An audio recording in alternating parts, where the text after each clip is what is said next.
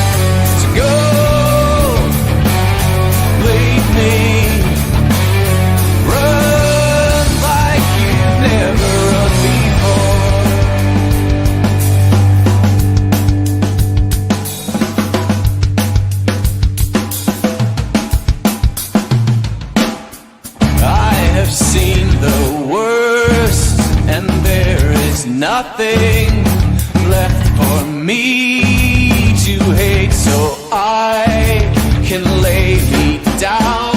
My brothers on the ground, I bled today until Coyote comes to raise me up and carries me.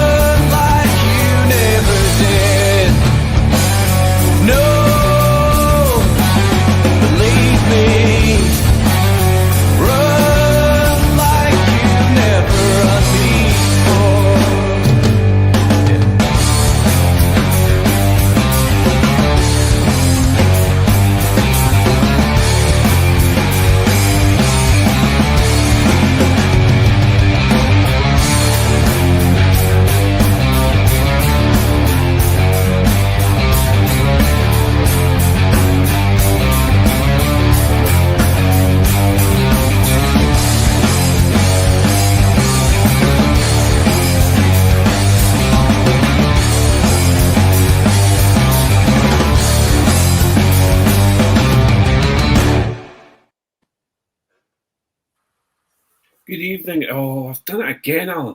Hello and welcome. I had it all in my head. I'm going to come out. I'm going to say hello and welcome to the Scottish Rugby podcast in association with the Scottish Rugby blog. And I just, right at the end, brain went away.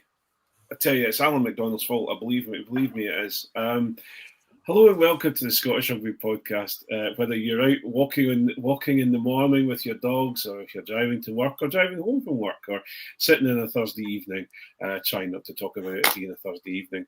I'm Craig Manson, and I have a 5-star rating on Google. Actually, it's quite nice. I've had a nice review about how I sell motorbikes. That's really good. And joining me tonight... I thought you meant you personally. You were going to say the pot? So hang on. Sorry. Well, let's carry on. Joining me tonight is someone who gives out 5 stars for homework excellence, and that's Jonny McGinty. Hello, Jonny. He's saying nothing. He's I never give out 5 stars. Don't ruin I've got a whole big setup and you've just ruined it with your first start. Just come on now. Someone who enjoys enjoys driving his 5-star NCAP rated car, Alan McDonald. Hi, good evening. Someone who is continually getting 5-star ratings for his amazing writing, not only for the Scottish Rugby blog, but also for other certain tomes and blogs and publications. Iain Hay gets 5 stars. No, usually I get abuse. But you know, I take that as a sort of like reverse 5 stars. You know, because everyone's an idiot. Stick with me, Iain. Stick with me, Iain. We're going to get there. And last but no means least, someone who has got a 5-star rating on eBay, Mark Riley. Very much. And would you believe that really, really complicated setup that everyone has ruined completely? Thank you very much. Just allows me to come along and say, well, at least we've all got 5 stars and Leinster haven't. Yes. I take back everything I said. Touche. You know, Jonny ruined it first, Craig. So you know. Okay, I'll have to remember. I'll start with Allan next time because Alan's always in on it. He's always ready to go. I behave mostly. So, how you all been, guys? How you doing? Because he just went, okay. Sorry. How we all been, guys? What's your week's been like? Yeah, good. It's actually, hot, so mine's been an absolute fucking nightmare. Oh, I can say that. Well, hold on. Hang on. So tonight we have a woke klaxon for everybody who's listening tonight because we're going to have a special tonight. We're not going to do a Patreon pod tonight. This is open for everyone to listen to because we are going to. I was going to have a good chat about Edinburgh Bath because it was quite a good game and there was a lot to talk about there. There's also Edinburgh have had a lot of signings this week, all the youngsters that they've signed, etc. I was even going to talk about Leinster getting beaten again and totally choking, but I think there seems to be something else that we're going to have to chat about later on. Okay. When you said Edinburgh Bath, I was hoping your Alexa was going to kick in and then start telling us all the Edinburgh bathhouses that you've frequented. Have frequented? That is almost slander. Where the hell is this coming from? Anyway, so going back to the woke klaxon. He can't frequent them, Iain, because for certain reasons he can only go back to them once. So for all of you that are listening, usually what happens is this is what happens in the Patreon side of things. So we're going to give you a warning that if you are listening tonight, things are going to get mouthy. I'm sure Jonny McGinty's definitely going to get mouthy. Iain Hay's already off the hook already. And I'm sure Mark and Allan will join in by kicking me in the balls as well. But there's going to be a bit of swearing. There's going to be a bit of this, that, and the other. So if you are of the sensitive nature, please either... just didn't tune in. Choose something else. If you don't like swearing and you don't like us being on this occasion, we're going to just kind of go off the hook because really, fucking Elliot Daly, come on. So anyway, send any complaints or comments on this to Adam Ash wants you to put beef fat on your face at google.com. Well, you see, funnily enough, when you talk about the Edinburgh bathhouses, that's one of the reasons I got chucked out. But that's a different So, I may as well get the legal bit out of the way. Well, I've done that. I've done the warning. So, our podcast is part of the Sports Social Network. If you don't, not anymore, we're not. To give us a follow or a like on your podcast. Are we no longer part of the Sports Social Network anymore? Or have we been binned because of the end of this? Yeah. Give us a follow or a like on your favourite podcast app. If you're watching on YouTube, please hit the subscribe button and don't forget to give us a follow on social media. Hang on, just because this is a bit wild and we're loose and things doesn't mean you guys can be unprofessional. I've come along with notes tonight, so just good man. Shush up. I've had to deal with you in a fucking mood, right? So fuck up, right? I'm not in the mood. I'm happy to go lucky. No, I've had to deal with you in a mood before. Like You know, there's just been like me and Jonny or something, and you come along like, oh fucking shit, they fucking oh no, okay. Pierce Human signed a new contract. I don't even give a shit. Right? So lead us, Craig. You know, So, boost morale. Sione to the fuck out of this. Thanks, Ian. So you can find all the links on our site, www.scottishRugbyblog.co.uk. If you listen on Apple and like what we do, please leave us a review on Apple Podcast. And if you like more content and want to support what we do, you can subscribe to our Patreon. It's £3 a month plus a VAT, and that gives you access to our super secret Facebook group in the second part of tonight's podcast, which you're getting free of charge because it's just one part of the podcast tonight, as well as Patreon exclusives.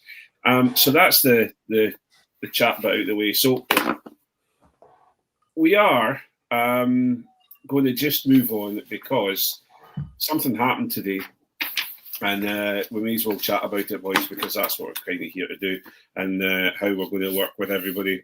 I'm just checking the comments here and seeing. So, oh well, here we go. No, we haven't got any comments here. I don't know. Anyway, right. So you all want to chat about one thing. It was the Lions today, and we got our Lions squad announced, and we have to say our Lions squad announced. Does it feel like our Lions squad, boys? More than it has done in years in the past. I think there are a couple of notable Scottish omissions that I'm sure we'll come to, and a couple of people that wouldn't have been as high on my list to select. Yeah.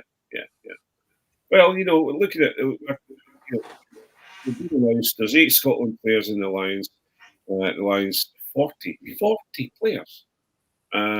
So there's obviously Pierce Schumann, Shuggy's in there, Sione, Finn, Blair, Kinghorn, Xander, Ferguson, Duhan, and Scott Cummings.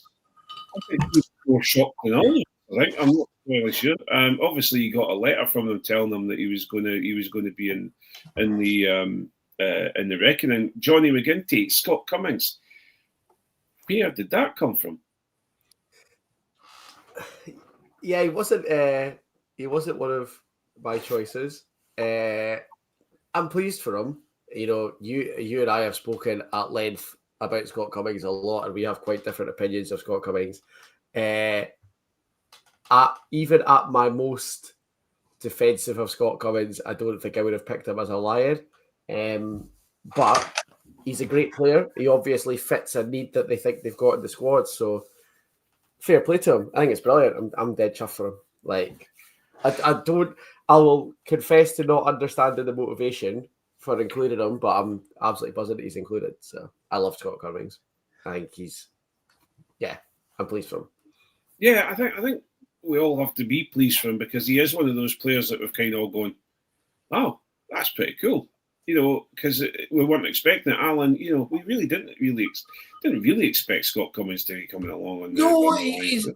He's one that we'd have thought would have been, if he'd been playing in the Six Nations and the good Six Nations, we might have been at the, it'd be good if he could go, but we don't think he will kind of stage. But I do wonder if he's been a beneficiary of John DL being the forwards coach. He certainly had someone that knows him well speaking up for him in the room. And I suppose he does that hybrid lock 6 thing, doesn't he? Yeah, well, does he? I thought he was more of a lock, a straight on lock. But Ian, you know, we're looking at him, but the yin to Scott Cummings yang is what's his name? James Ryan. Who okay, fair enough. You could probably turn around and go, "What are you talking about, Craig? He's Irish, and you know we're kind of short on second rows, so we're expecting him to be in the squad." But that's a surprise out, you know. So we have got a surprise inclusion in this. Well, 2 surprise inclusions, but for 2 different reasons. I think one thing is a lot of your the old schooler ones, the ones who featured last time, Allan Jones, Ian Henderson, all that. You know, they're out to pasture now. Ryan, they always rated them highly. Part of the Leinster machine rolling on, but they are apparently, if to turn my mic up. Well, you know, what's he bringing? They do chop and change there at lock, but it's they're going to be sticking to an Irish system, particularly in the forwards. I think John Dale's going to enjoy working with them. Maybe teaching them a couple of tricks. But that does seem to be a familiarity combo kind of choice. Cummings, I'm delighted for. I think he's a brilliant defensive operator. Gets off the ground brilliantly, interrupts well, and also he's good at Muldy as well. And I think we missed him massively during the Six Nations, as well as like Gilchrist performed in particular. Yeah, and Mark, Pierre Schumann has been included as one of the loose heads, along with Ellis Genge and also Andrew Porter. Yeah. Do we expect the scrum to actually be going forward instead of folding in at that side of the scrum? That depends if they start Porter, doesn't it? It's no, I think Schumann was. I think he had to go. I think in terms of his set piece and his work rate about the park, I think he was an absolute shoe-in choice. I think, much as I hate to say it, I think Genge, particularly because of his work in the loose, was always going to go, and Porter was just going to go because Ireland and Leinster, right? I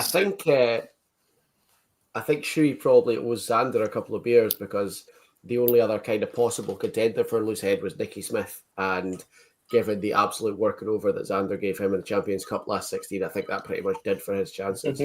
So I think it was kind of Shuey and Smith were maybe a bit on the bubble there, and Xander's helped him out a fair bit by marbleizing Smith in that Champions Cup game. There's presumably a bottle of Scuey's extremely expensive whiskey on its way to Xander just now as a thanks. Yeah, I think, and as I was saying, Alan, I think it's an interesting one, because obviously you've got Xander, you've got Tadhg Furlong, and you've also got Will Stewart on the tight head side. Now, I have to say, the one that I'm kind of more I was surprised at was Furlong's inclusion, to be honest with you, because I thought both Xander and Will Stewart were shoe-ins, and Furlong was more, he's been injured quite a lot. He's not had a massive amount of game time. I might be incorrect with that, but it was an interesting inclusion. Yeah, I think you're right. I think Finlay Bealham will probably be a bit sore at being left out, because he was the other contender. And Furlong seems to be in on reputation and the hope that form is temporary and class is permanent. But we'll see. And no Javan Sebastian. We're all, well, if they were considering Nicky Smith on one side, come on, Javan Sebastian could go on the other side. If we're talking about that level of rugby, I couldn't believe it. I have to say, I was listening to our friends Josh and Lee on the Blood and Mud, and when Josh came up with Nicky Smith is going to be on the Lions tour, I just about spat out my juice as I was driving the car, especially after the doing that Xander gave him. So am I right to think, is it only there's 6 props, like 3 for each side? Yeah. You think, I would have taken 7, right? Just say something like you've got Porter that can cover both sides. I think there's probably a couple that could in a pinch. But you're one injury away from having to call somebody else up. So why not have at least somebody in spare training with the squad at least? Even if they're having to dirt track. But I suppose the days the days of having props propping both sides are almost totally gone. Porter's done it, but is now considered solely a loose head. We tried it with Ollie Kebble and it didn't really work, so we tried Simon Bergen at loose head memorably for a little bit. But it just, I think the days genuinely, such as the lowness of my opinion of Andy Farrell's selections, I was a little bit surprised to not see Cian Healy, because Cian Healy genuinely can cover both sides, and despite the fact that he's like 400 years old, he's a very experienced player and he's one of Farrell's best mates. Like, I thought that more of that like crop of retirement Ireland players were going to get to go, and so I'm actually pleasantly surprised. I'm a lot happier with the squad that I thought was going to be when I got up there. In the back of my head, I had the potential for Cian Healy and Peter O'Mahony to come out of it. Even Conor Murray. Yeah, well, Conor Murray was mentioned quite a lot, but then we'll come to the backs fairly soon. But just looking at talking about old school tourists who that thought they may be going. We've got two Irish hookers, and that's a joke coming up. There's a song about that, but we've got two Irish hookers and Luke Cowan-Dickie now. It's an interesting one because Luke Cowan-Dickie, I think, is apart from his let's just say, considering I'm fully live and not on Patreon, his adventures in France that didn't look too good on his CV. I think he's doing a great job at Sale, but Mark, the two Irish hookers, I'm surprised that they're going. I thought maybe one of them, but I didn't expect to see both of them. Jamie George should have gone. Yeah, I thought he would probably take both the Irish ones. I think not Kelleher, who's the other guy? Kelleher was the question mark. Yeah. Sheehan, I should say. Sheehan. Yeah. Sheehan. Yeah. Sheehan. Yeah. I think he was always going, right? I'm not entirely surprised to see Kelleher going as well. Let's be perfectly honest and look at it with blue tinted glasses. If Kelleher was a Scottish player, he'd be our first choice by some degree at the moment. So I think if you're talking about system, you're talking about securing set piece ball and all that sort of thing. Yeah, I think that's why he's here. I'm surprised that Jamie George wasn't selected, but I'm surprised he wasn't selected over Cowan-Dickie. It's wild to me that Kelleher and Sheehan both play for Leinster, because not just Scotland, I think either of them would start for most countries in the world, and they would both start for any club that they walked into. So both of them playing for the same club is wild to me, because I think there was never any danger that the two of them weren't going. They're both excellent. I mean, Sheehan's probably the best, or he's in the chat for best three hookers in the world. Yeah. I think Keller's probably 7. I'm worried about them coming from Leinster. They might choke, but that's a different story. Well, I mean, you say that, Craig, but you know that if you consider Leinster a separate nation from the rest of Ireland, Leinster are the second highest represented nation in the whole of the squad with 12 players, second only to England with 13. So it's the British and Leinster Lions, is it? Yeah, pretty much. It's a Leinster world, and we're all just getting to live in it, I think. This all sounds a bit very for Yorkshiremen. You say that to young people today, they won't believe you. Yeah. So, back row wise, we're looking at Tom Curry, which was expected, and he'll be bringing along his special hip. Ty Byrne. We've got Jack Morgan, who actually, out of the two Welsh people, is the less of the pity pick, I think. Yeah. We've got Joe McCarthy, although he's more of a second rower. let me think, who else have we got? We've got Josh van der Fleer, who kind of we all expected. And then we get into people that I actually didn't expect to go, that are going. First of all, the first person who I saw his reaction video, and he acted exactly like he does on the pitch when somebody knocks the ball on and gives him a free kick.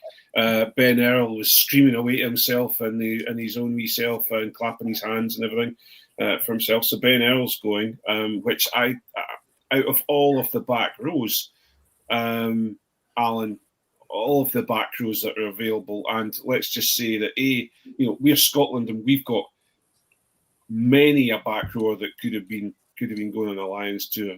Ben Earl just doesn't. There's Jack Willis, there's Tom Willis. I'm taking Tom Willis by Ben Earl, I have to say. If you look, I think Ben Earl was in Jim Telfer's Lions squad. I think he picked him. And, Jim Telfer's 53-man squad, I think he was, he had plenty of people to put in that squad. Fair. Ben Earl will be starting a test, so prepare yourselves for that. I think that's right, Johnny. That's the thing that's going to happen. Myself, but coaches seem to see something in him, and actually, maybe we'll see it in him now when he's playing for the Lions. When we're not sort of like looking for someone else. I enjoy liking Maro Itoje for the duration of the tour. Once every 4 years, I think it's all right. Yeah, but even with disliking them because they play against us, I'm frequently, if I see Willis's name on the team sheet playing against us, it gives me a bit of worry. But I don't get the same thing with Ben Earl. Yeah, but I think for me, Ben Earl is one of those people that, because he is such a personality in quotes, he's about to be unpersonalitated by another personality that's going on tour. We'll talk about in a second. I think the overriding passion that comes out of him tends to go against him at quite a lot of times. Whereas Tom Willis and Jack Willis, they are both players that one of them should have went, in my opinion, because they are absolutely dynamite, and they will, they're quiet, they get on with their job, and every single breakdown, their hands are there. But then, Iain, we see the second coming of Rugby Jesus. Henry Pollock has been selected. I'm actually quite okay with that. I quite like him. He's for me, he's a rising star, and he's been doing a great job. What are your thoughts on that? Well, he's an effervescent young character. Yes. And certainly at the weekend he proved, he can go toe to toe with, he can back up some of that big mouth. He seems like a phenomenal prospect. And I'm pretty sure he himself will admit that he's not going to walk into the test team. There's such a ridiculously good amount of back rows, many of whom are missing out, many of whom are ours. But he adds a little something extra, and I think it's a good sort of developmental process for him. And he's definitely going to be looking after Bill. Yeah. And Jonny, our captain for the series, Maro Itoje, Iain mentioned him just a couple of minutes ago. Somewhat of a surprise to me. Obviously, I think they've had to maybe scramble to get Naum as captain, because I don't think he was going to be named as captain until Doris was hurt his shoulder, so put himself out. But as Maro Itoje, I've been watching him, and he's been quite with Saracens. He's been quite. He's had a bit of a discipline issue, and he's been quite mouthy with refs, etc. Is he the right guy, Jonny? 100%. I would have had him as captain even if Doris was fit. I think he's a phenomenal player. He's got not just a lot of test match experience, but he's got a lot of Lions experience as well. I think he's the sort of person that you want as captain for a Lions tour. Doris is probably a better test match captain. But I think as a Lions tour captain, Itoje's a much better shout. And I think this has been my problem with the Lions, and it's kind of, I feel a little bit better about it now that I've seen the squad. I think people tend to get lost on what the Lions actually involves and what the Lions is actually about, and think that you're picking a team to go and play 3 games against Australia, which you're not. You're picking a squad to tour down there for 6 weeks, and there's loads of stuff to be done. The most important thing of which is winning a Test match series against Australia. But there's a lot more to being captain than that. And while I reckon Doris probably would have done a better job of captaining the Tests, I think Itoje's a better Lions captain than Doris would be. Well, that's the forwards. And we seem to have had plenty to say. A few of the picks have kind of disappeared into the background because really they're well worth being there, and people like Will Stewart, Geoff van der Fleer, etc. You kind of expected them to be there. But if we move on to, I've totally lost where I was there for a second. I've just totally not really lost the. Did the Wallaces suffer from not playing in Six Nations? And also, how do any of us feel Jamie Ritchie's been hard done by? I think yes to a point, but who else? Who do you leave out to put in? That's a strong division. Yeah, I think he would. And look, there's a lot of rugby to be played before they go out. There will be injuries. Some of these people named today might not tour, and so all is not lost. There was one of the podcasts that I haven't listened to for years because of their political standpoint, but you guys, I'm sure, will know which one I mean.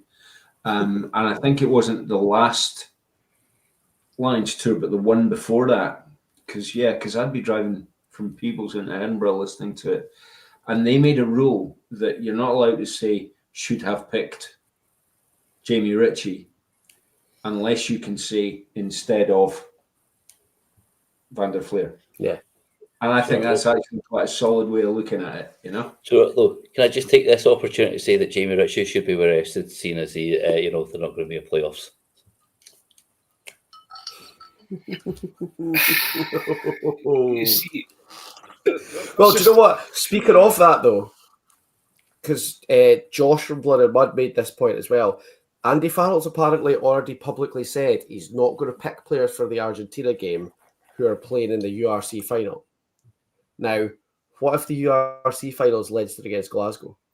You're suddenly missing basically half of your squad. That's 17 players. You'll be able to make a team. Yeah. So how are we going to navigate that? That'll be interesting. Yeah. Shane Williams. Talking about picks like that as well, and going back to the captain thing, Doris didn't cover himself with glory as captain at the weekend. Some of the decisions in a knockout game were not the best. I suppose, especially that last minute, he take 3 points and go into extra time, and he didn't do it. He went for the corner, and then there was a turnover, and that was it. So, twice. Yeah. So we move on to the backs, and first things first. Shall we just get out of the way? Because I really think we need to get out of the way. But rip off the Band-Aid. Yeah, let's rip the Band-Aid off. Elliot Daly. Seriously? And the second, it's like, I honestly don't understand. Like, people can quote about, he's quite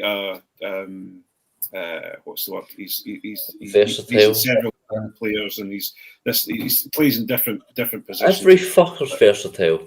Yeah, well, versatile, etc. And then Mac Hansen. I'm going to defend him. Well, Hansen's because I feel like someone has to, right? No, and this goes back to what I said a minute ago. about the Lions tour is more than the games, and it's more than the test, and it's more than whatever, right? I can, with total ease, imagine Mac Hansen doing Mistaken Identity. And I can imagine even easier than that, Mac Hansen being the person who tells Simon Zebo that he's got to phone his club coach and has to be captain next year. Like, there are jobs on a Lions tour that there aren't in any other rugby event or any other sporting event in the world. And the perfect person for one of those jobs is Mac Hansen. Now, does that mean he deserves a spot the way that the Lions currently is with professionalism and all the money and stuff that's riding on it and the way that people treat it? That's up for debate, and it depends how you view the Lions. But me personally, I think that the Lions is so much more than not just the tests and not just the games, that actually you need somebody like Mac Hansen on a tour. And I think for the players that are there, Mac Hansen will make the tour for them. And I think he's worth having for that. It's interesting that, because I agree with you completely, Johnny. And I remember, I can't remember which of us it was. I think you were there, Craig. You might have been hosting, but it was a few weeks ago doing the pod. We discussed what our memories of Lions tours were. And they were not of grinding out wins. They were of things like Mistaken Identity and the Kangaroo Court on the 97 tour. And, you know, wonder tries in midweek games and stuff like that. And that's what all fired our memories. So, yeah, it's about I agree. There's a lot to be said about the personalities of the touring party. Yeah, particularly when I assume from watching them play, an awful lot of the Leinster guys are just fucking machines, right? Well, that's the thing. The problem with this is and this is my biggest problem with it. It's got nothing to do with personality and things like that. But Iain, you know, are we expecting? You know, we're talking about wonder tries and we're talking about the best of the best with the Lions, but we're going to, you know, especially midweek, you're going to have James. Fucking what's his name with the hair? James Lowe. James Lowe on one side, and you're going to have Mac Hansen on the other side. And every time the ball gets out of them, like half the props will be able to outrun them. James Lowe will be starting. James Lowe will be a test starter. He's a test starter. It's him and so? And absolutely. I'll tell you what, we've spoken about Itoje and all that. We've spoken about how great it is to be able to, like, it happens once every 4 years and all that. Where I draw the line, and I've never drawn it before. I didn't have to draw it with Owen Farrell. I've never had to draw it with Maro Itoje. Where I draw the line is I will not fucking cheer for James Lowe. I hate that cunt with fire. I will not be cheering for him. That is my line. Preach, brother. Preach, brother. I don't think there's many people that aren't Irish that will argue with you, Johnny. You know, it gives us a very much an acoustic guitar wearing sandals, going to be insistent about his coffee kind of vibe, and But he also he'll be the one driving the coffee machine like Jamie George did in the last one, and it'll be fucking unbearable. But then Elliot Daly's a bit like that as well, kind of boring as fuck talking about coffee. Jesus, can you imagine? All you want to do is get a coffee, and you get stuck with James Lowe and Elliot Daly telling you about the coffee. Fuck off, man. Yeah. Just give me a coffee and shut up. Fuck this, we're going to make it easy.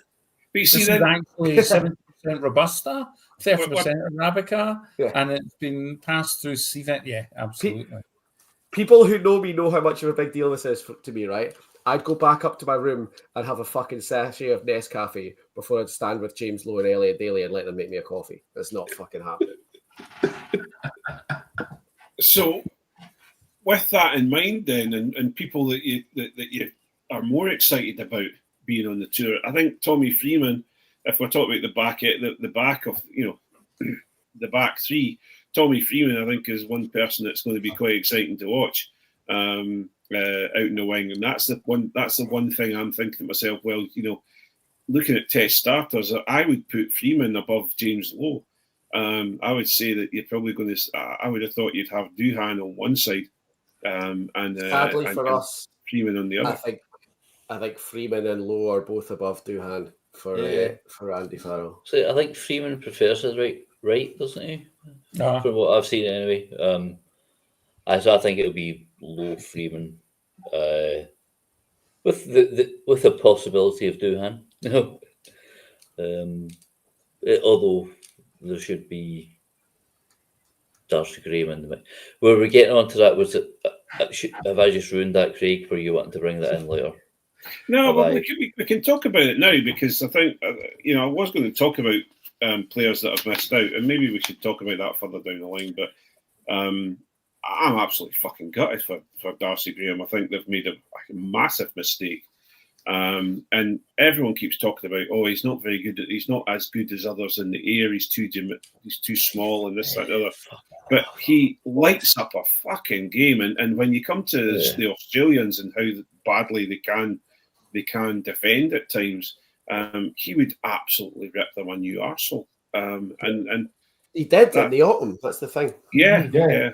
He does it constantly. I genuinely think he's one of the best wingers. It's between him and Louis Bielbieri as the best sort of wee man winger.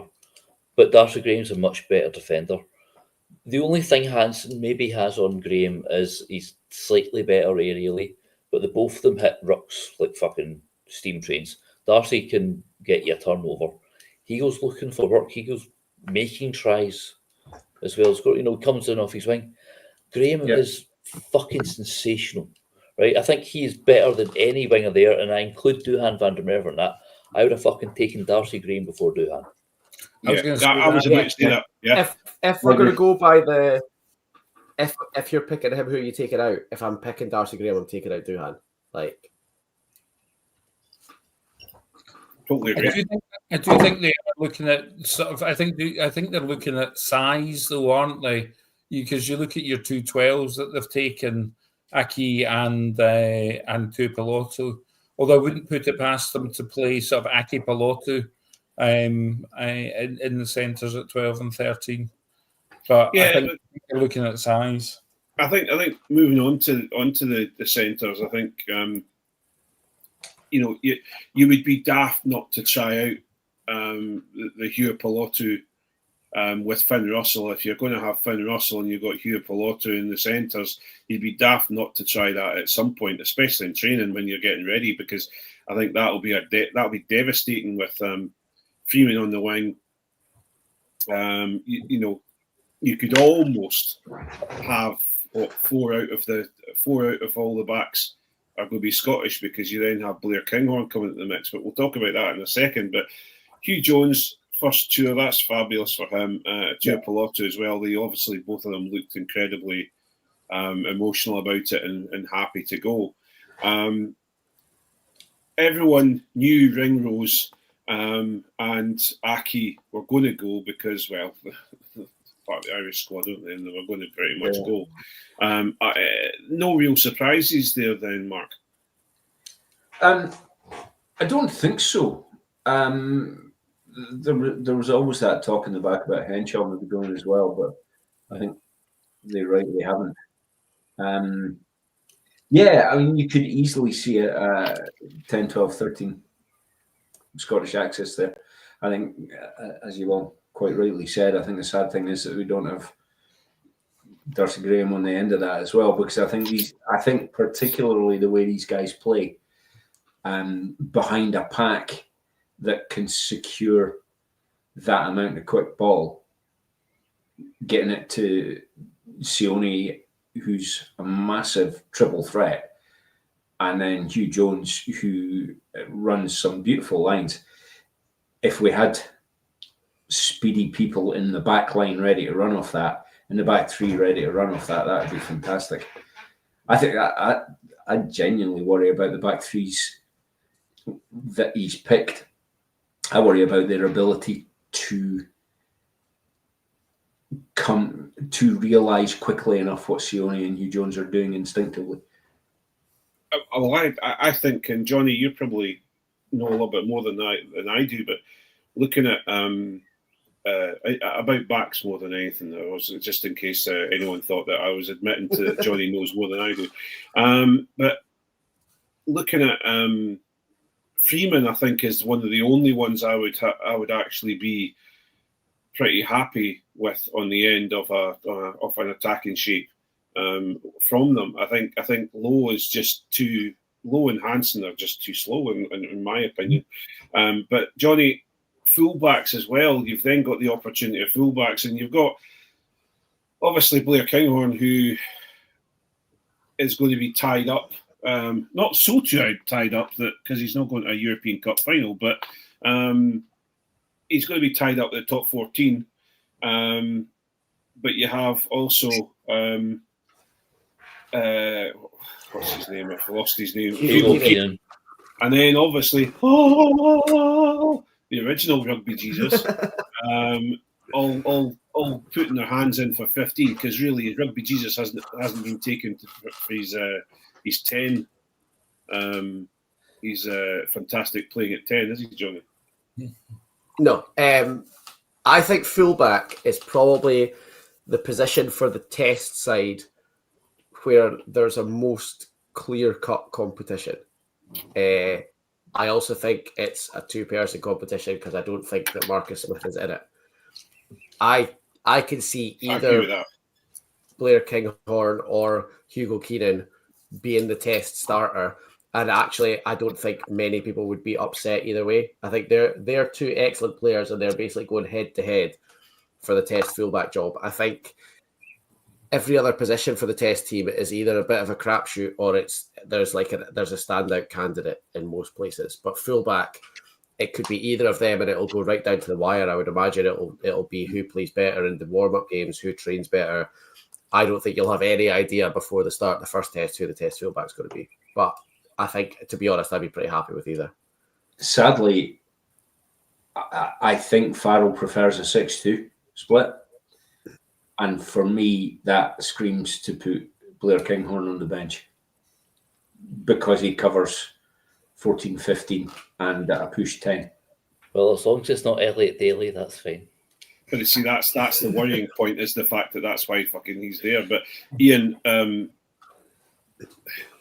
that's the 6-2 split fucking ruins the alliance for me, Iain. What as far as I'm concerned, I want to see all these supposed best players in the northern hemisphere out with for France, getting the opportunity to play and getting to see. Surely a 5-3 is what we want. Yeah, I see people having a bit of a swing about it. It's meant, it's not quite an exhibition, but it's well, I don't think this one's going to be as competitive as previous ones. I mean, I'm not overly fussed about the bench split. It would be nice to get back. What are the old ways, to be fair, regarding subs? But as long as Finn Russell's in the driving seat, which he should be, because I'm not sure when we want to address the whole. I mean, there was no chance that he wasn't going to go. The whole, but Johnny Sexton doesn't like him. Right. I mean, like that was going to matter a fuck. Johnny Sexton's not in this morning's coach's photo, so Johnny Sexton can fucking take his face for a shite for all I care. Yeah. I mean, it's like a slightly disparaging comment in an autobiography, which is, he's trying to punt just in front of ahead of Christmas, to maybe garner a bit of publicity. Like, that's not going to impact his judgment. Or also, like we've said, his opinion won't matter a fuck constellations. I think it's all well known that he'd be going. Didn't have his best Six Nations. I think it's fair to say. There was a couple of great games. But he is one of the best fly halves in the world. And but one of the reasons maybe he didn't flourish as such in the Six Nations is because he didn't have fucking Huey Piloto outside of him. He had Hugh Jones, who was outstanding. I know the whole world is going to get to see Huey Bottle rip the shit out of things. I don't think. Do you think Jameson Gibson Park can live with Finn Russell? Well, that's well, maybe we'll come back to the nines in a second, but now that you've brought us on to the 10 shirt, Iain, I think Finn Russell. I agree with you completely, and if any of you guys think I'm incorrect, but there was no fucking way Finn Russell wasn't going on tour. And I think you would think, or you would hope that he's going to be the first test starter. Maybe you'll find Finn Smith will come in for the second test, maybe, I don't know, but you would expect Finn Russell with A, his talent, and B, his reputation, to come in and start the first test, because he didn't get that opportunity last time, and he is going as the senior 10, I would have thought. He's got a shitload more experience as well. Yeah. And there simply aren't three better 10s than Finn in Britain and Ireland. There's just not.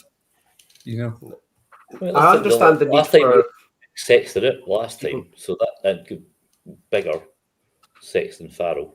I mean, these are three of the sort of generational 10s for the respective nations and the Lions, and Finn Russell's had to fight against them. It's kind of like Andy Murray against fucking Djokovic and Federer and all that. But I meant for this too, Ian. Of course, he was going because Farrell is yesterday's man. He's had an injury hit season and looks slow and off the pace anytime he plays for Racing. Elliot Daly for 10. Sorry? Elliot Daly for 10. Mate, I'd rather have erectile dysfunction than Elliot Daly, but there you go. The thing is, I understand the need for people to generate content and then run up to Lions, right? It's like a once every 4 year opportunity. Every journalist is trying to say something that's going to get people excited. But for me, 10 this year is 2021's scrum half, where you were like, there's a good one, and then there's whatever else we can find. And there was no way that Finn Russell was not being the first 10 that they wrote down. Finn Smith's good. Finn Smith's probably great. He's had 2 really good years with Northampton. He's starting to kind of settle into being the starting 10 for England. He would be the clear second choice. There is not another Lions caliber 10 currently in any of the teams. Marcus Smith doesn't know what position he's playing.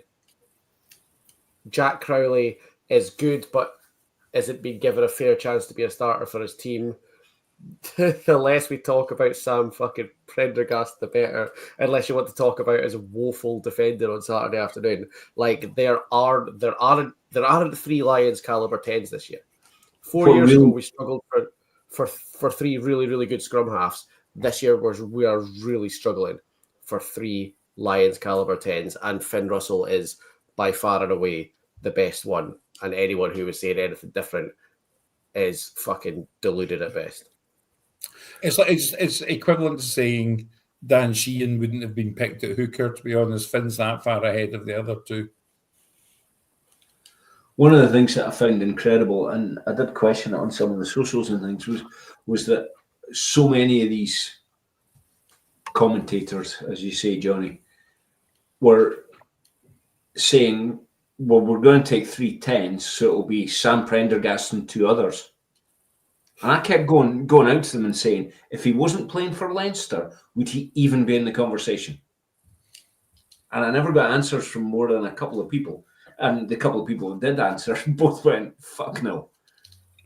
And look, he's very young.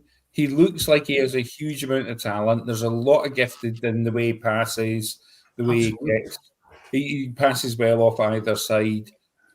It is not that we are saying he is not going to be a good player.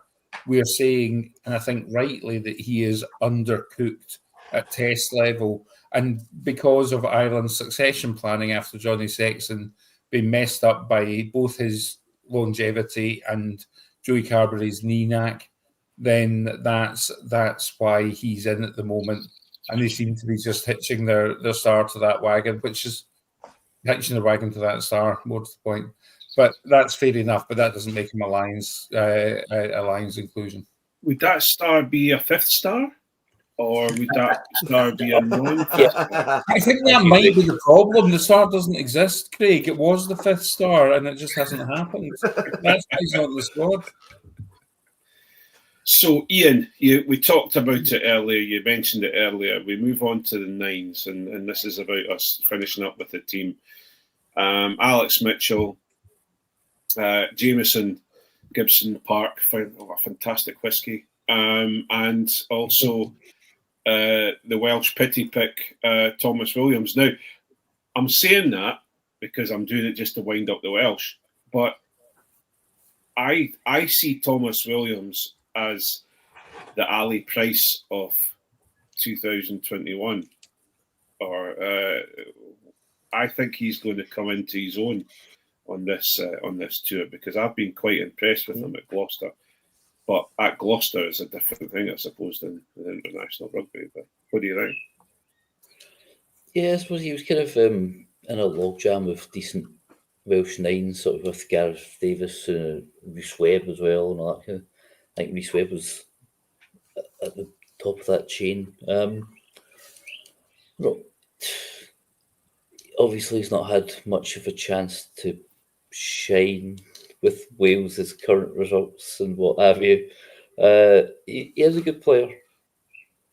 But I mean, at least Ali Price had the he'd go with the confidence of playing for winning sides when he went on a Lions tour.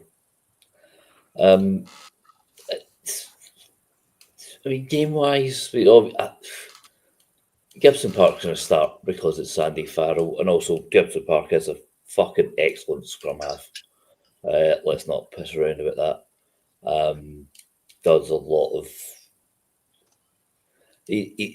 I'll say he's like Aaron Smith, a slightly diluted Aaron Smith, and obviously we've got DuPont just being ridiculous at scrum half, kicking about the now.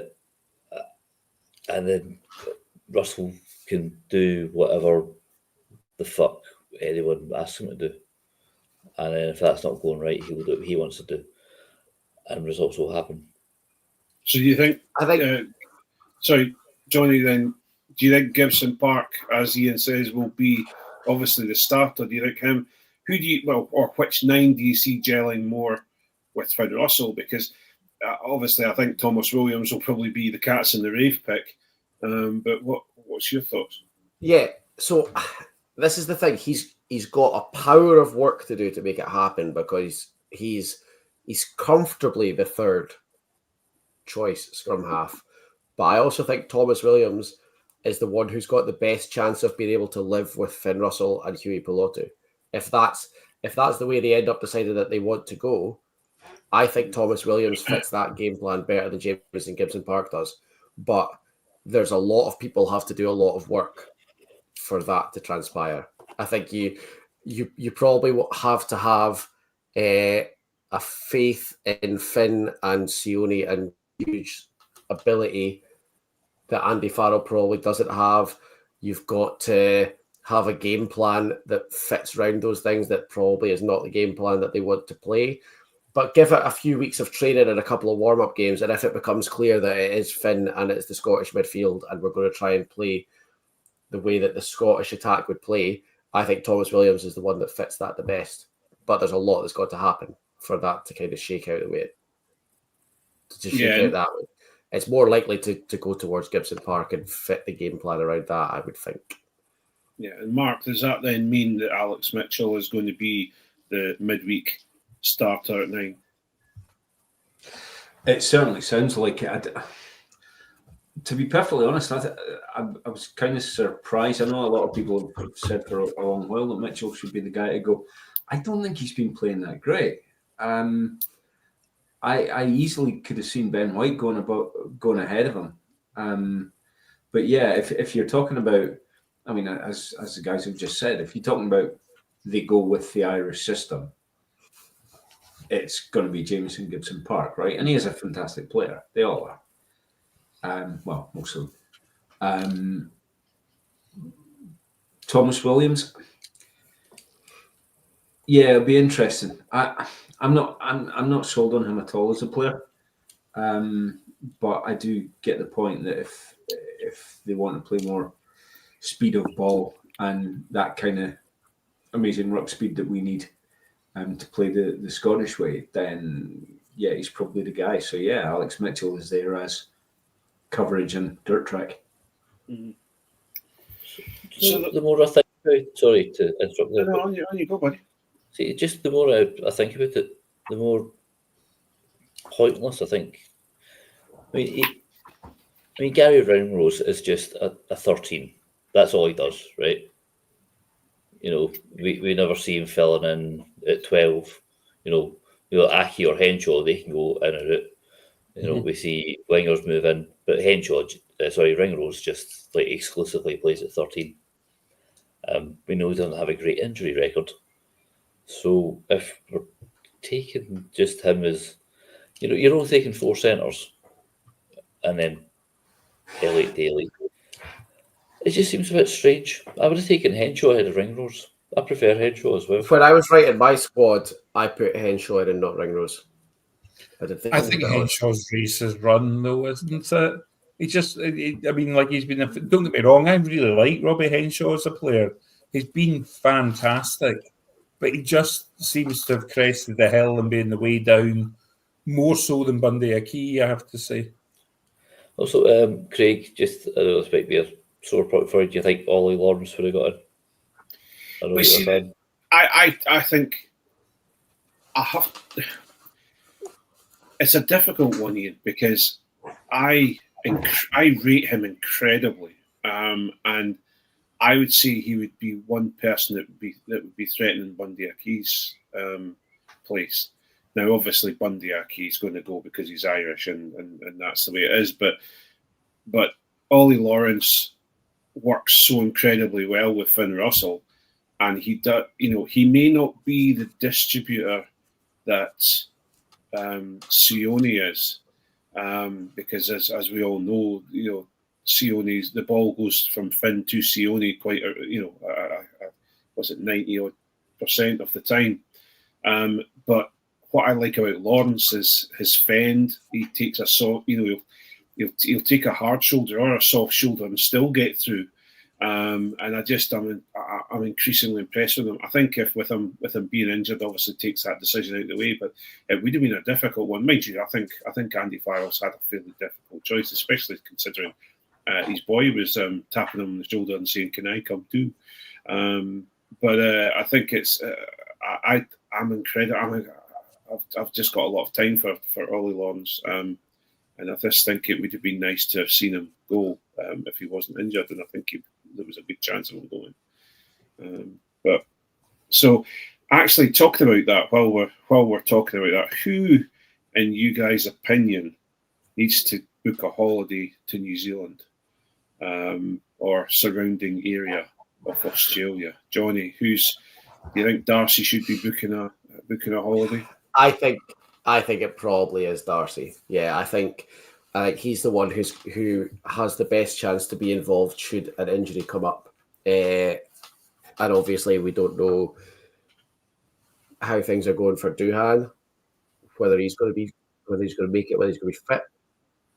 Tommy Freeman's got a lot of rugby ahead of him with Champions Cup final to play in. Yeah, for me, if I was Darcy, I'd be on the phone and finding out how much a tour to New Zealand costs, because I'd want to be near that. Alan, what about yourself? Who do you think should be booking the holiday surrounding area?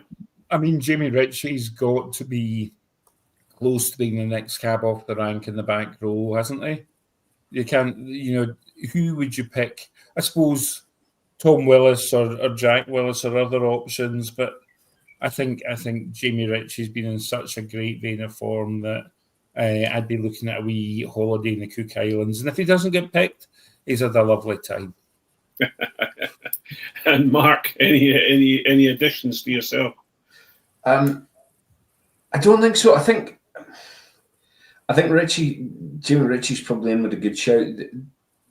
It depends on what Farrell's looking for, because I think Cunningham South might have been a consideration there, but he's a very different player from Jamie Ritchie. I just want somebody to talk about the road between Gibson Parkway and Cunningham South services.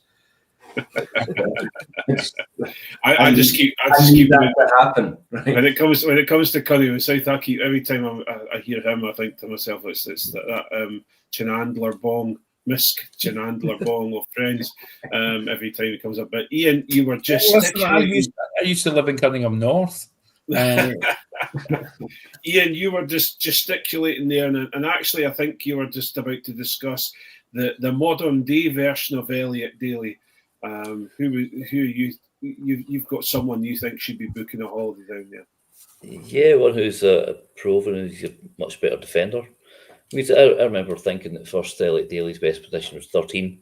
That's only if his team are going to be attacking. I think it was the first few times it was Wasps and they were hammering folk. So, but then I learned the importance of how to defend that channel. So I think Tom Jordan. This is a guy who, as we know, has shown physicality, as Jim Hamilton would love to put it, in all positions. Even when in what I consider being slightly out of position, was integral to played every game when Glasgow Warriors won the URC Championship. Just strolled into test level rugby. Again, out of position, fullback. The man's got the complete package. Came in as a 12, won the URC as a 10, started his test career at 15, played 10 and 12 in the Six Nations, and you want to tell me that Elliot Daly is the utility back you want to take? Yeah, but he's signed for Bristol, so you can get to fuck. So the only other person we've not mentioned, and we can't possibly let Craig get out of mentioning it, Darch. is I'd be thinking very seriously about a family reunion back home if I was Jack Dempsey, considering the low number of out-and-out number 8s that they've picked. Yeah. Well, when we're talking about Elliot Daly being aged and getting picked for the Lions, I suppose at least him and Dempsey would have something to talk about beside the fire with a big slipper on and their tartan rug round their legs. Talk about watching black and white TV when they were kids. Aye, exactly. And how there was only 3 channels on the telly. And a wagon wheel was this.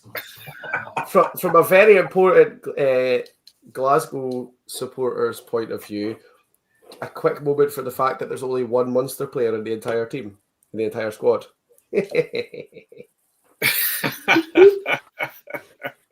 But also, while we're laughing, we may as well talk about Leinster getting beaten and not getting another final. Anyway, so we'll finish it up. Do we want to do a start? Do we want to do a starting test team? Do we want to go through that, or let's give it a go? Yeah, let's try. Okay, individually, or but I think we'll probably agree on. Most of them are going to be unanimous, aren't they? I think we should go with consensus. So let's just go start in the unconventional way compared to everyone else that seems to announce their teams. Let's just start off with 1, 2, and 3. Loose head. Who are we starting at loose head? It's going to be Porter. I think Schumann should be starting, but that's me. It'll be Porter. Yes. Hang on. Are we going for who we want, or are we going for who we think it's going to be? Who we think. It's Porter. Or is it just going to be boring and we just go name a fucking island team? It'll be Porter. Yeah, it'll be Porter. Yeah, Porter. For me, the front row is going to be Porter, Sheehan, Xander. Agreed. I think Xander gets it ahead of front. Yes. I think Genge is in with a shout at starting. Nah. I think Genge comes on and empties the tank at 50 minutes. Mm-hmm. I think Genge comes and I hate the phrase impact player, but I think it suits him quite well. Or do they squad it and start with Genge and then bring Porter on to angle in the second half? So are we saying Schumann is going as a midweek donkey? Sadly, I think so, yeah. How very dare you even consider that? Take that, I think he's got a chance if he shows something on the tour. I think Scootman's a better scrummager than Genge. I personally think if it was New Zealand or South Africa, I think you're probably going to see Schumann start or Schumann be on the bench to come on. But because it's Australia and you'll probably find that they're looking for more out in the loose, you'll probably find that Genge will get more chance of it because they're looking for more movement with the props. But so we're starting with so what are we saying about hooker? Keenan. Sheehan, I should say. Sheehan. Porter, Sheehan, in front row, I would think. Second test after Porter gets pinged for his scrummaging constantly in the first test, Schumann to start. Yeah, definitely. Yeah. Okay. Second test, Andrea Piardi, by the way. So you could basically fucking play who you want. There'll be no refereeing getting done. It'll just be vibes. So up my Facebook is someone I might want to friend, and I was like, yeah, probs not. Probs not. You have to go to the TMO to get a decision of whether you need to friend them or not. Yeah. Check, mate. Check. No, you don't know him, mate. Does he know anyone from Wales? Anyway, right.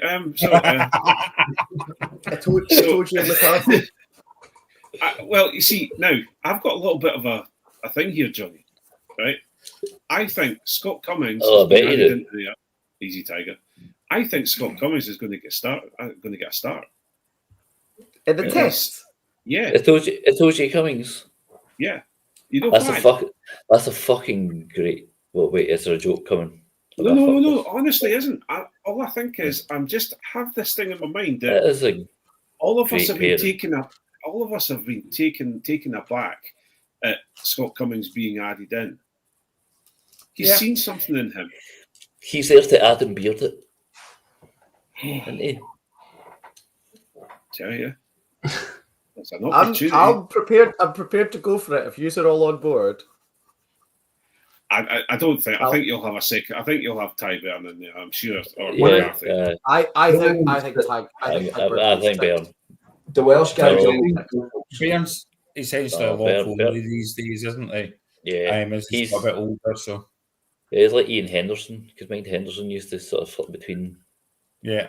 The Welsh guys have been going on about how Daft Jenkins is a fantastic line-out operator and how Adam Beard is fantastic at maul defence, and he should have taken one of them.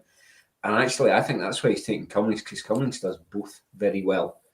Yes. And I had thought about it, and I don't think he'll get a start, but I wouldn't be at all surprised to find Cummings gets the bench pick. For similar reasons to Genge, come on at 50 minutes and empty himself. Particularly if it's a 6-2 split, because they can pick a second row and this. Yeah, I think. Clever.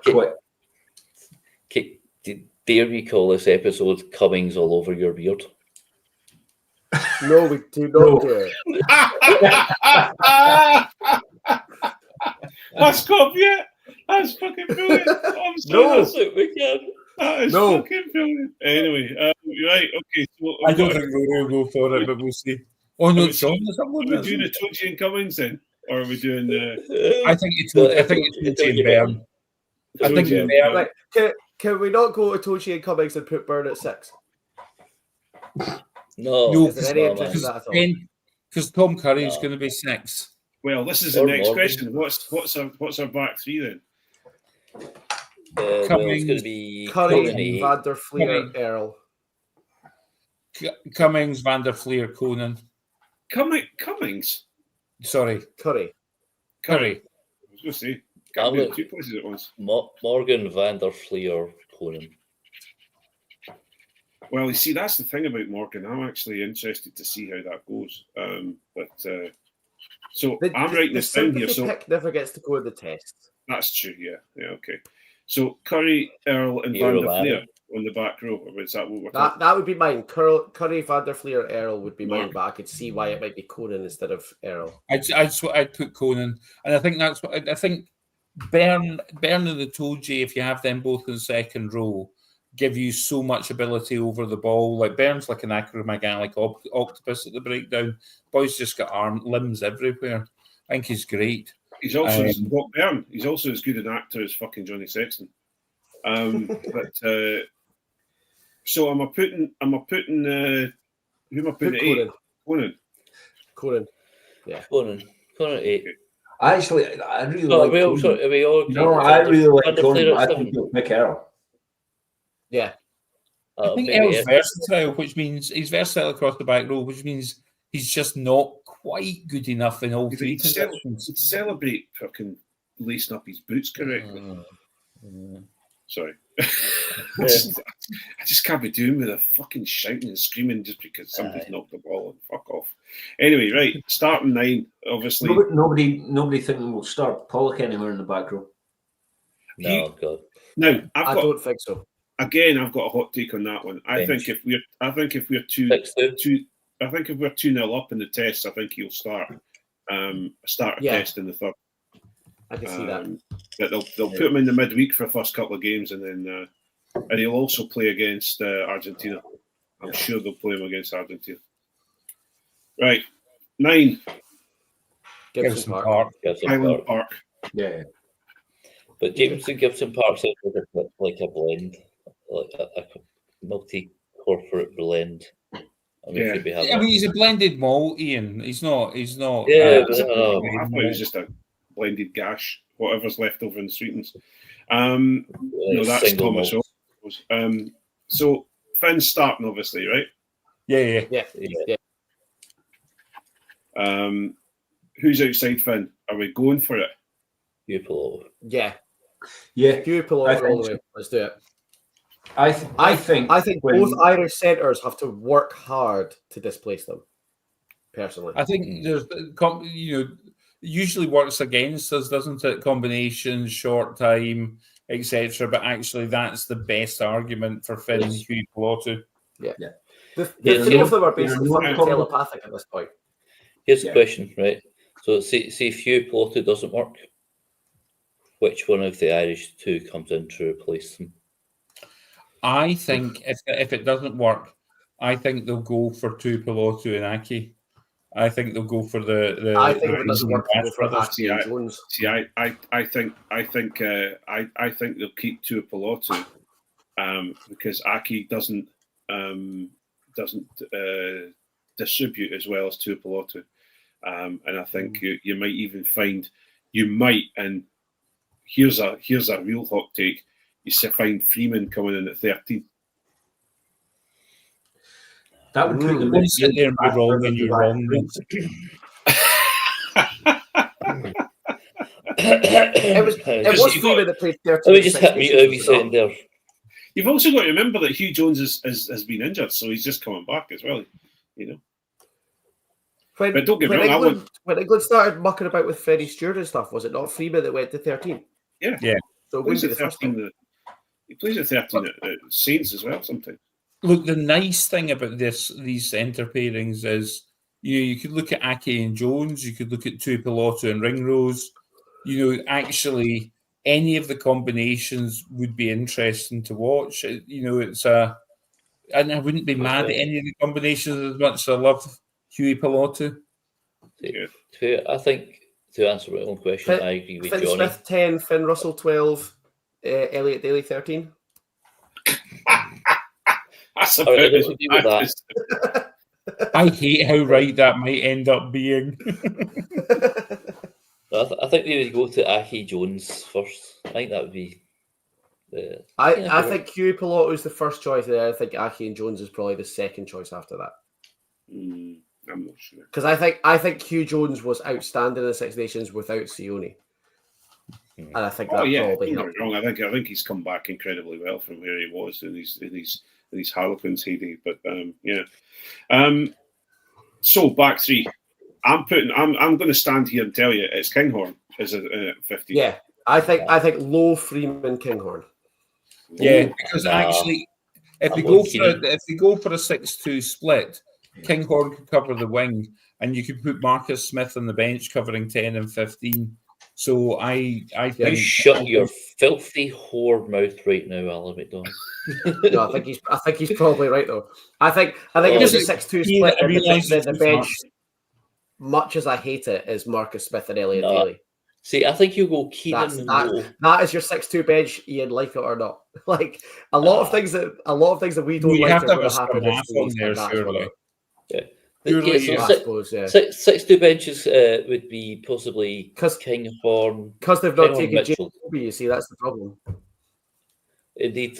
That's who you want for your 6-2 But I think bench. like start back three will be Lowe, Keenan, and I'll go Freeman on the right. Because this way, Keenan and Lowe. It's Lowe and Freeman on the combo. wings. That's pretty much guaranteed. Yeah. All right, so It's getting just whether late. it's Blair or This Keegan. fish for some time, so let's get knocked in the head. So we've got starting Porter, Sheehan, and Fagerson, Itoje and Byrne in the boiler house, Curry, Conan, and Van der Fleer on the back row, Highland Park, Finn, Morgan, Tuipulotu in the centres, and Lowe, Kinghorn, and Freeman in the back three. Yeah, I think Keenan. See, the only change would be Keenan at 15 and Morgan at 6. Oh no, fuck Curry at 6. Curry's at 6, isn't he? Yeah. All right, So Genge, Furlong, Kelleher, Kelleher, Genge, Furlong, Cummings, Morgan probably on the bench. Morgan and Earl on the bench. Alex Mitchell and Marcus Smith. Yeah. Yeah. That works for me. Like someone's just walked over my grave. That bench makes me feel physically unwell. I hate that. Kinghorn can cover the wing. I think if he goes for that, he's going to put Kinghorn on the bench and he's going to get Keenan to start at 15. Because if you end up with a back three of Lowe, Marcus Smith, and somebody else, you've got a back three that's slower than a wet weekend in Eastbourne. But you also have Kinghorn playing 10 if the 10's injured. Yes. No, he's back, baby. He's back. Sorry. The Blair Switch Project, Lions Edition. Alan McDonald is a soothsayer, I'm telling you. Have you ever seen the Sorry? Greg Kelly in the chat has said, gentlemen, we're missing a back three player with real gas and footwork to be disruptive. But did we not choose Freeman? No, yeah, Freeman. No, I think this is a roundabout way of saying that we've not got Darcy going with. Where's the fucking Darcy? Yeah.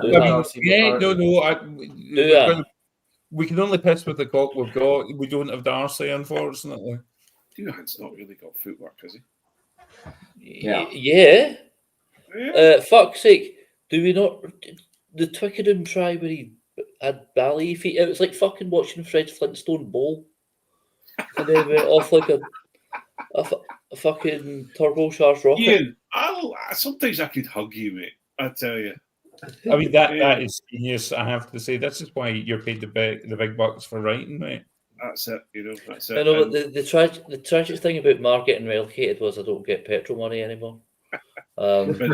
Just a quick answer to Greg Hillier there. He's saying a wee Welsh bloke Murray.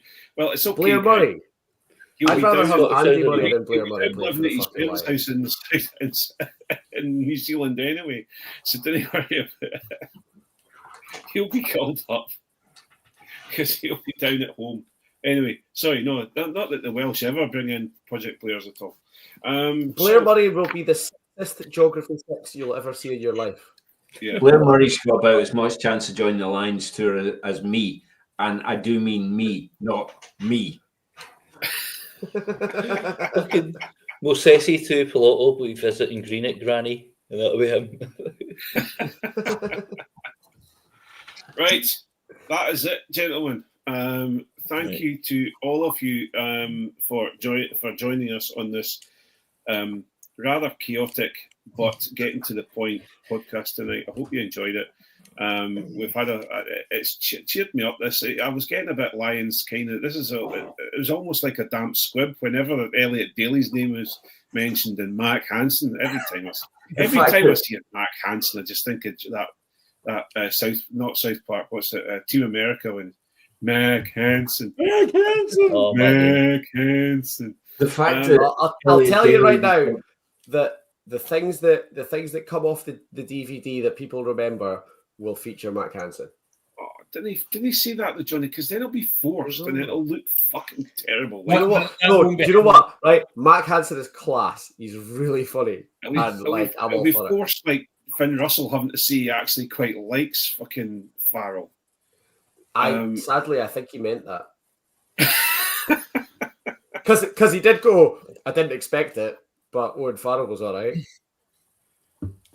Actually, my favourite bit of the whole Lions videos, etc., for the last tour was just when Finn Russell comes on on the third test and taps the big man in the chest and says, "All right, big man, let's have some fun, let's go." And it's like, yeah. That kept me cheering. There's never been anything more Finn Russell than him finishing chopping a can of Red Bull on the sideline. He was ready anyway. Gives you wins. So we're always looking for a sponsorship, Red Bull. But anyway, at that point, I'd like to thank you gentlemen for coming along and dealing with this push and having to deal with basically us naming the Leinster team to play for the Lions. Thank you to Mark. Thank you to Alan. Thank you to Jonny. Thank you to Iain. It's always a pleasure to meet up with you guys on a Thursday night and have a natter, because no matter how shitty or crappy or tired I am feeling, I end up finishing up thinking exactly the same thing when I end. No, I'm always cheery. It can't be worse. You could beat Iain. So it's a good night from me and a good night from all these wonderful gentlemen. Good night. Cheers, folks. Thank you very much. Thank you, Craig, and everyone else. Cheers.